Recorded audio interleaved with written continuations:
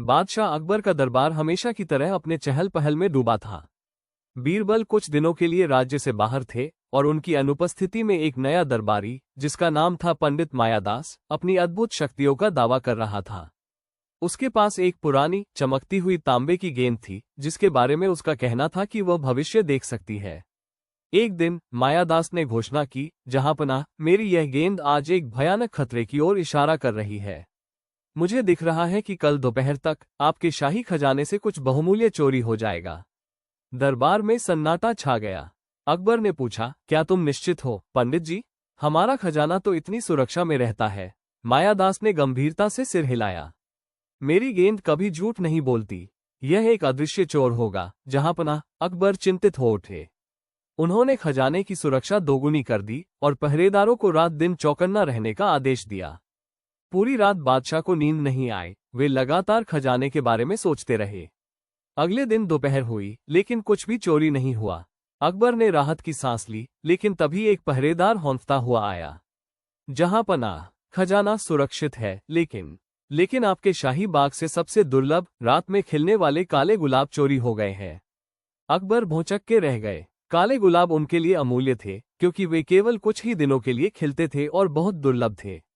ये पंडित मायादास की भविष्यवाणी से बिल्कुल अलग था। फिर भी चोरी तो हुई थी।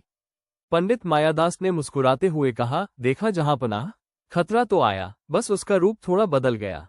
अब मुझे दिख रहा है कि इन गुलाबों को वापस पाने के लिए एक विशेष प्रकार के ताबीज की आवश्यकता होगी, जो केवल मैं ही बना सकता हूँ। लेकिन उसके लिए बीरबल का आगमन और रहस्य का पर्दाफाश। तभी दरबार में बीरबल का प्रवेश हुआ। उनकी आंखों में चमक थी। उन्होंने पूरी कहानी सुनी और शांत स्वर में बोले, जहांपनाह, मुझे लगता है कि इस चोर को पकड़ने के लिए किसी ताबीज की नहीं, बल्कि थोड़ी सी बुद्धिमत्ता की आवश्यकता है। अकबर ने आशा भरी नजरों से बीरबल की ओर देखा। तो क्या तुम्हें पता है बीरबल, ये चोर कौन है? बीरबल ने रहस्यमय तरीके से मुस्कुराया। हाँ जहांपनाह, और मुझे ये भी पता है कि चोर ने गुलाब क्यों चुराए और अगली भविष्यवाणी क्या होने वाली है। दरबार में मौजूद सभी लोग उत्सुक हो उठे। बीरबल ने पंडित मायादास की ओर देखा। पंडित जी, आपकी तांबे की गेंद जितनी चमकती है, उतना ही आपके इरादे छिपे हुए हैं। जहांपनाह, मुझे लगता है कि इन काले गुलाबों का चोर कोई और नहीं, बल्कि स्वयं पंडित मायादास है। पूरा दरबार हक्का बक्का रह गया। मायादास के चेहरे का रंग उड़ गया। वो हड़बड़ाकर बोला, नहीं, यह असंभव है। मैं तो भविष्य बताता हूँ। बीरबल ने अपनी बात जारी रखी। जहांपनाह, पंडित मायादास ने जानबूझकर खजाने की चोरी की भविष्यवाणी की थी। वो जानता था कि खजाने की सुरक्षा इतनी कड़ी है कि वहां चोरी करना असंभव है। उसकी असली योजना शाही बाग से उन दुर्लभ काले गुलाबों को चुराना था। उसने यह इसलिए किया ताकि जब खजाना सुरक्षित मिले तो वह दिखा सके कि उसकी भविष्यवाणी सही तो थी। बस खतरा बदल गया, और फिर वो इन गुलाबों को वापस लाने के नाम पर आपसे और पैसे ऐंठ सके। अकबर ने भौहें सिकोड़ी। लेकिन उसने ये सब कैसे किया? बीरबल ने समझाया, मायादास ने रात में गुलाब चुराए, जब सब खजाने की रखवाली में व्यस्त थे।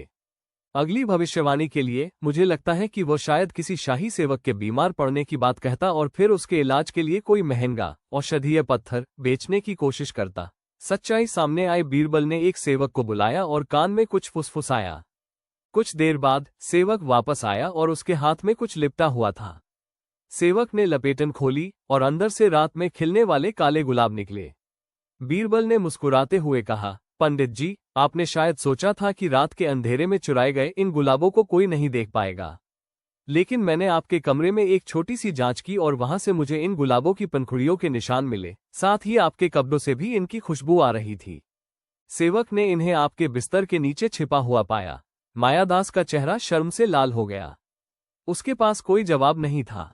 वो घुटनों के बल गिर पड़ा और अकबर से माफी मांगने लगा। अकबर ने क्रोधित होकर कहा, तुमने अपनी विद्या का दुरुपयोग किया मायादास। तुमने दरबार को मूर्ख बनाने की कोशिश की। बीरबल ने कहा, जहांपनाह, असली ज्ञान भविष्य को जानने में नहीं, बल्कि वर्तमान को समझने और सही निर्णय लेने में है। पंडित जी ने केवल डर फैलाकर अपना स्वार्थ सिद्ध करने की कोशिश की। अकबर ने मायादास को कारागार में डालने का आदेश दिया। उन्होंने बीरबल की बुद्धिमत्ता की सराहना की और दरबारियों को समझाया कि अंधविश्वास और धोखे से बचना कितना महत्वपूर्ण है। इस घटना के बाद बादशाह अकबर और भी दृढ़ता से बीरबल की सलाह पर भरोसा करने लगे। और दरबारियों ने सीखा कि असली भविष्य किसी जादुई गेंद में नहीं, बल्कि सही कर्मों और सच्ची नीयत में होता है। ऐसी ही और हिंदी मज़ेदार कहानियाँ सुनने के लिए हमें सब्सक्राइब करें और बेल आइकॉन प्रेस करना न भूलें।